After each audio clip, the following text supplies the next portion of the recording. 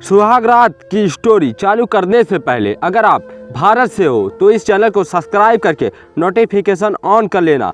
जी कहिए क्या कहना है। आधे घंटे के इंतज़ार के बाद वो आए थे और अब ऐसी सीधी आवाज़ में सृष्टा के साथ पूछ रहे थे जैसे वो कोई समस्या लेकर आई फरियादी हो। अवनी के नन्हे से दिमाग ने काम करना बंद कर दिया और क्या कहें कैसे कहें कि वैलेंटाइन डे का कार्ड देने और आई लव यू का कहने आई थी। इस सविता की बच्ची ने कहा फंसा दिया। क्या ज़रूरत पड़ी थी उनसे ये कहने की कि ज़रूरी काम है। उसकी पलकें झुक गई, कापोल आर्तक हो गए और शब्द आधरों में अटक गए। आपको जो कहना हो बेझिझक कहिए, अब हमें जीव निर्भर साथ रहना है। आप मुझ पर भरोसा कर सकती हैं। इस प्रोत्साहन के बाद जो ज़रूरी लगने वाली बात कहना और ज़रूरी हो गया था। जी वो मेरी परीक्षाएं शादी के बाद पड़ी तो ओह ठीक है, मैं आपकी सुविधा का पूरा ध्यान रखूंगा और कोई समस्या उर्फ अपनी होने वाली पत्नी से ऐसे बात कर रहा है जैसे पापा अपने विद्यार्थी से बात करते हैं। अवनी ने के साथ लिए इस कुछ अधिक ही श्रेष्ठ और औपचारिक वार्तालाप के लिए बाद वहाँ रुकना असहा हो गया। जी धन्यवाद, मैं चलती हूँ, नमस्ते करते हुए वो मुड़ गई और लगभग दौड़ते हुए अपनी सखियों के बीच जाकर ही दम लिया। घर लौटने के लिए ऑटो में लादने के बाद ठिठोली करती सखियों को ये छोटी सी कथित रोमांटिक मुलाकात उनके आग्रह पर शब्दशः सुनाई तो सबने सिर पीट लिया। नेहा रात भर इस बेचैनी में सो नहीं सकी कि क्या शादी से पहले एक प्रेमी प्रेमिका की तरह बंधनों और मर्यादाओं में बंधे बेबस प्रेमी युगल की आतुर बातचीत और छाछिक स्पर्श उसके नसीब में नहीं है, जिसके बारे में सखियां, दीदियां और भाभियां बताती रही हैं कि उसमें वक्त ठहर जाता है और धरती अंतरिक्ष लगने लगती है। संयुक्त परिवार की सबसे छोटी संतान अवनी बचपन बड़ी बहनों और दीदी बाबा की आज्ञाकारी गुड़िया ही रही थी। उसे दुलार भी सबसे ज़्यादा मिला था और कुछ गलत होने पर बचपने के ताने भी। अपने से ज़्यादा उसे दूसरों के दिमाग पर भरोसा होता था। हर काम पूछकर करना और गलती होने से डरना उसकी आदत थी। पहली बार सखियों ने के कहने में आकर मन की आकुलता ने उसे समझा बुझाकर बिना किसी से पूछे अंबर से मिलने की पहल करने को मनाया था, पर कहीं उसके अंबर से शादी करने के लिए हाँ करके गलती तो नहीं कर दी। पर हाँ नहीं करती तो क्या करती भी क्या। पापा की क्या हालत हो गई थी। मांगलिक होने के कारण उसकी शादी के लिए लड़का ढूंढते ढूंढते पापा थक गए थे। एक बार जब शादी तय हुई तो लड़के वालों ने सगाई वाले दिन ही अपनी यहाँ हुई एक मौत का दोष उसके छात्रों को देकर शादी के लिए मना कर दिया था और पापा तनाव व निराश में अपने दोस्त अंबर के आगे हाथ जोड़कर रो पड़े थे। अंबर अपने माता पिता के देहांत के बाद छोटी आयु से ही परिवार की जिम्मेदारियां संभालते रहे थे। फिर शोध आरंभ कर दिया था, इसलिए अब तक शादी नहीं की थी। तो वे पापा से बहुत छोटे, पर पापा से उनका मानसिक स्तर इतना मिलता था कि मित्रता घनी थी। वे पहले तो स्वयं और अवनी के उम्र के 15 वर्ष के अंतर के कारण झिझके, पर अपने दोस्त की जिद के आगे झुक गए। जब अवनी के सामने ये प्रस्ताव आया तो वो हस्तप्रभ रह गई, पर जब दादी ने समझाया कि उम्र में अधिक अंतर होने पर पुरुष अपनी पत्नी को अधिक प्यार करता है, तो उसने उन्हीं में अपने सपनों के राजकुमार की तलाश शुरू कर दी। आखिर हर लड़की के कुंवारे मन की तरह अवनी के मन में पति के रूप में दीवानगी की हद तक चाहने वाला प्रेमी पाने की लालसा हर लालसा से बड़ी थी। पर शादी के बाद उसने अंबर में सपनों के राजकुमार जैसा कुछ ना पाया। हालांकि कमी किसी चीज की ना थी। जैसा घर का काम करने के लिए नौकर थे, वो कुछ भी खरीदने के लिए कहे या कहीं जाने को अंबर कभी मना नहीं करते थे। लेकिन ऊंचे प्रशासनिक अधिकारी होने के कारण व्यस्त बहुत रहते थे। सुबह उनके उठने से पहले ही मिलने वालों की पंक्ति लग जाती। रात भी देर तक वे लोगों की समस्याएं सुनते सुलझाते रहते। उनका स्वभाव इतना अच्छा था कि उन्हें सब साधु कहते थे, पर अवनी के लिए इस साधु की प्रकृति के पुरुष के साथ सामंजस्य बैठाना किसी परीक्षा से कम ना था। उसके कोरे कुंवारे मन में एक सपनीले प्यार को देने और पाने की जितनी पिपासा थी, अंबर में उतनी ही निर्लिप्तता। ओ अल्लाह, किशोरावस्था की उन्मुक्त उमंगों की जीवंतता था। तो अंबर धीर गंभीर साँचे में ढली शालीनता और कर्तव्यनिष्ठा की प्रतिमूर्ति। वे जब उसके साथ होते भी मोबाइल शॉट बना रहता। जब जब नेहा ने उनसे कहा कि मुझे आपसे कुछ कहना है, तब तब वे मोबाइल रखकर उसी शिष्ट स्वर और हाव भाव के साथ बोलते, कहो क्या चाहती हो। ऐसे में प्यार मोहब्बत के शब्द अवनी के गले में ही अटक रह जाते। वो तरह तरह के व्यंजन बनाती, अनुपम श्रृंगार के साथ शयन कक्ष सजा जाती, हर समय इठलाती बितियाती अंबर के आगे पीछे घूमती और तरह तरह से प्यार जताते हुए प्रशंसा के दो बोल सुनाने को तरसती रहती। मगर अंबर में तो जैसे बस देने का ही भाव था। यहाँ तक कि समय के उन अंतरिम क्षणों में भी लगता कि वो बस देने ही आए हैं। अवनी बेचैन रहती कि कभी तो अंबर खुद से कोई इच्छा जाहिर करे, कभी तो शरीर सुख देने के नहीं पाने की पिपासा और आकुलता के साथ उसके समीप आए। उसकी किसी बात पर खुश होकर उसे आलिंगन में रुख सरले की लगे।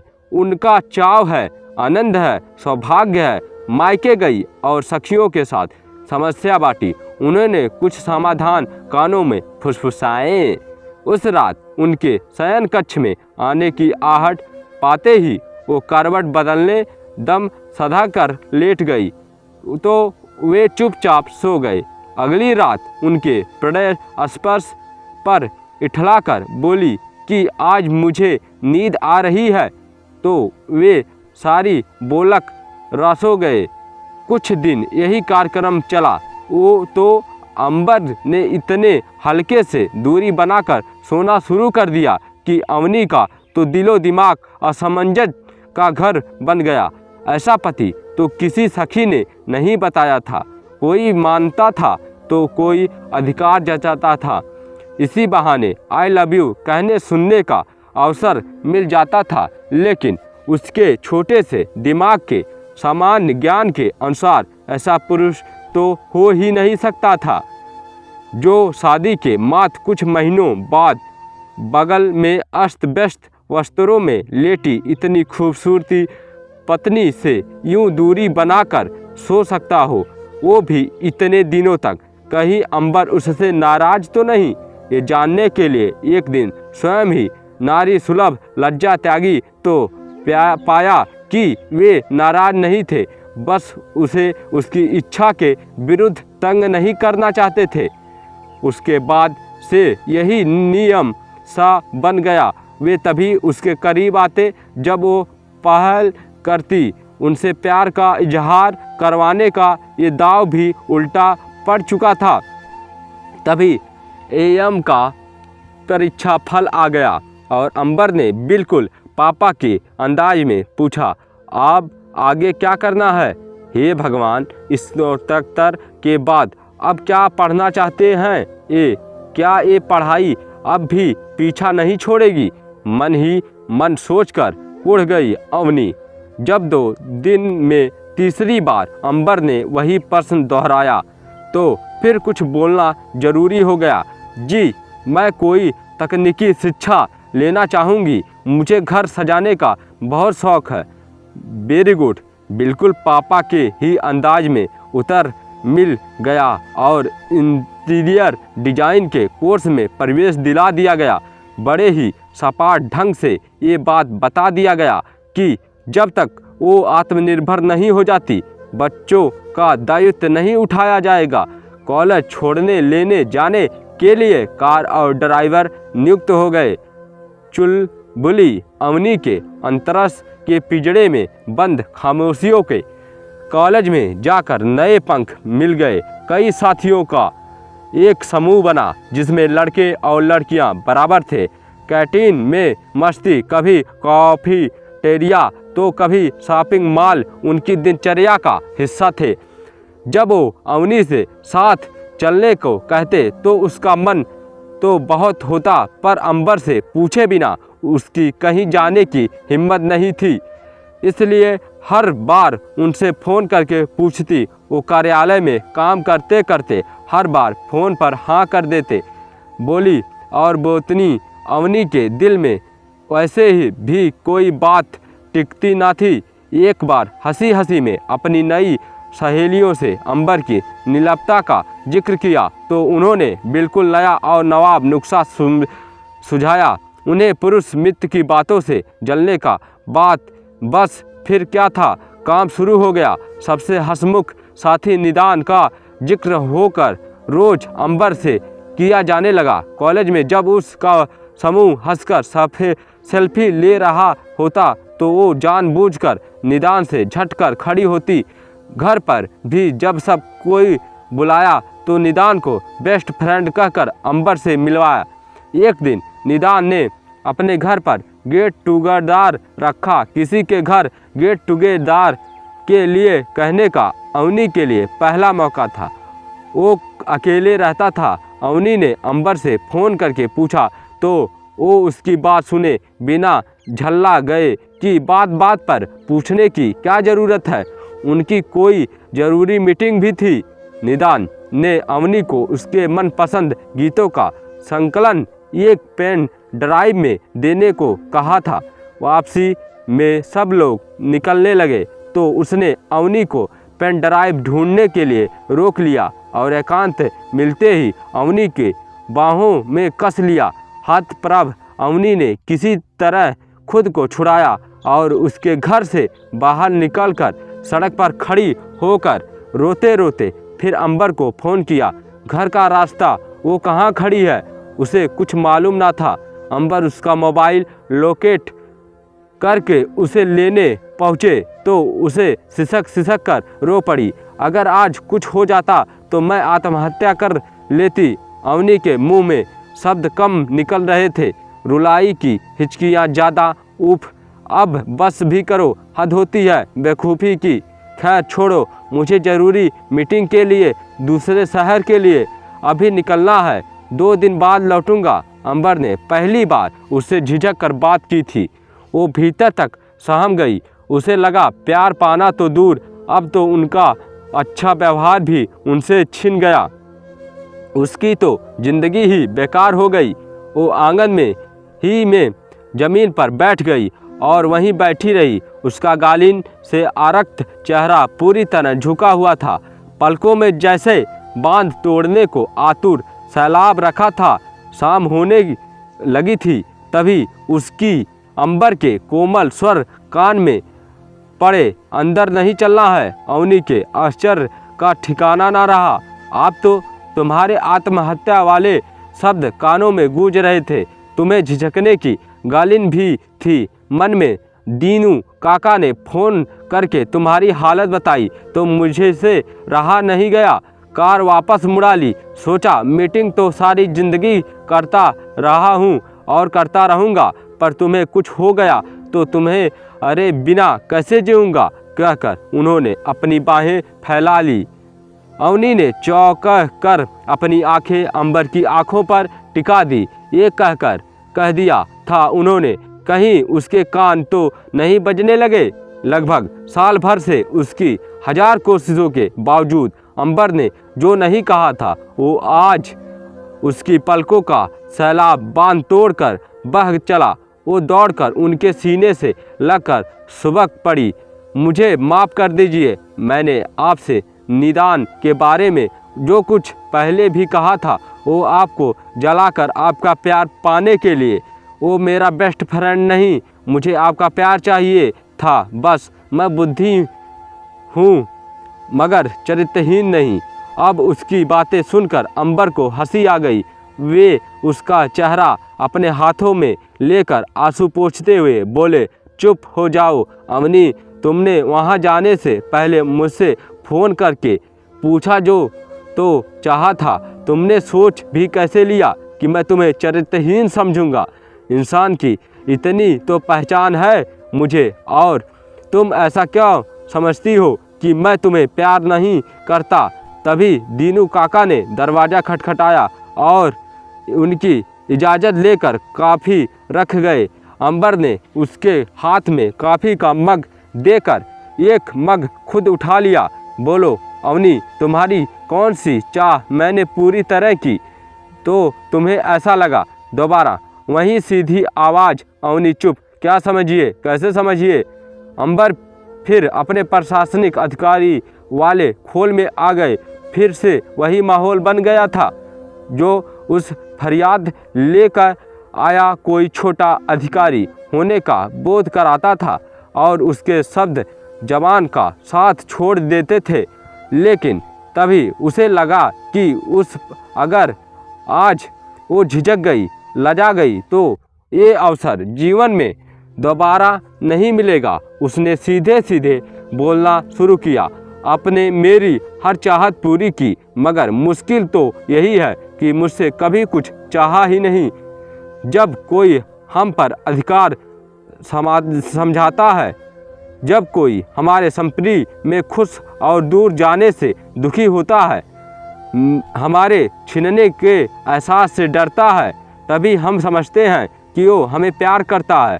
प्यार वो है जो हमें किसी की नज़रों में दुनिया का सबसे महत्वपूर्ण व्यक्ति होने का एहसास कराता है।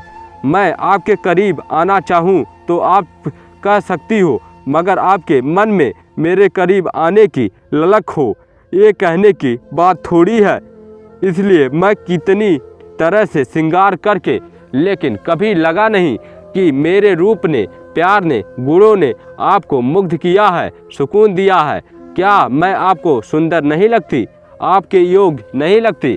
कहते हुए अवनी ने अपनी निश्चल निगाहें सीधे अंबर की आंखों पर टिका दी तो उसका सामना जीवन के सबसे सुंदर सच से हुआ, जो काम जमाने के बताए कई आड़े तिरछे उपाय नहीं कर सके थे। वो दिल से कही गई सीधी सच्ची बातों ने कर दिया। निष्पक्षता का आवरण पिघलाकर व्याकुलता और प्रेमी के ढेर सारे कोमल भाव अंबर के चेहरे पर प्रकट हो गए।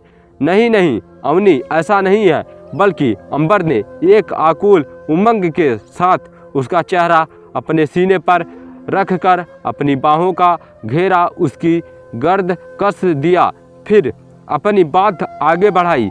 अवनी, छोटी सी उम्र में जब मेरे माता पिता का देहांत हुआ तो तुम्हारी पिताजी की मदद से ही मैं पढ़ा और अपने छोटे भाई बहनों को पढ़ा पाया।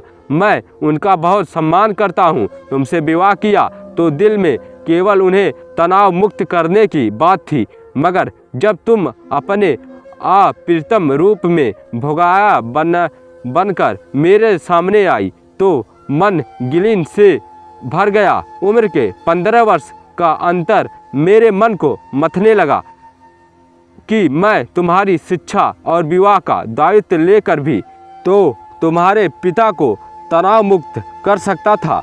मैं तुम्हें छूता तो भी लगता कि अपराध कर रहा हूँ, और ना छूता तो भी शायद इसलिए तुमने मेरे भीतर कभी वो पिपासा नहीं महसूस की, जिसके कारण इंसान शरीर की हदों को पार कर मन तक पहुँच जाता है।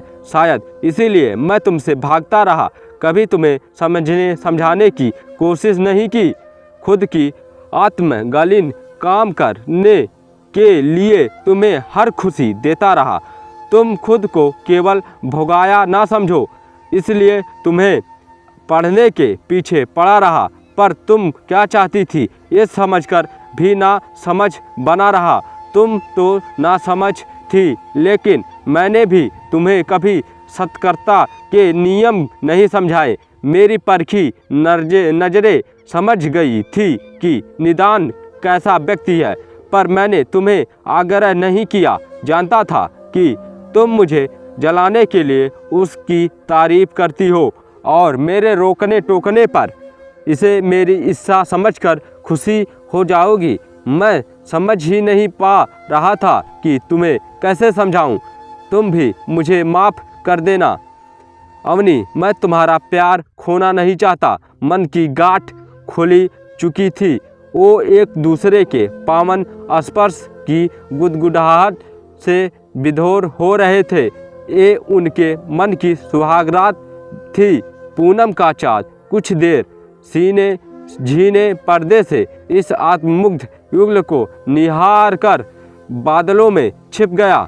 अगर आप अपनी माँ से बहुत प्यार करते हैं तो इस चैनल को सब्सक्राइब करके नोटिफिकेशन ऑन कर देना, और ऐसी स्टोरियाँ देखने के लिए इस वीडियो को ज़्यादा से ज़्यादा शेयर कर देना। जय हिंद, जय भारत।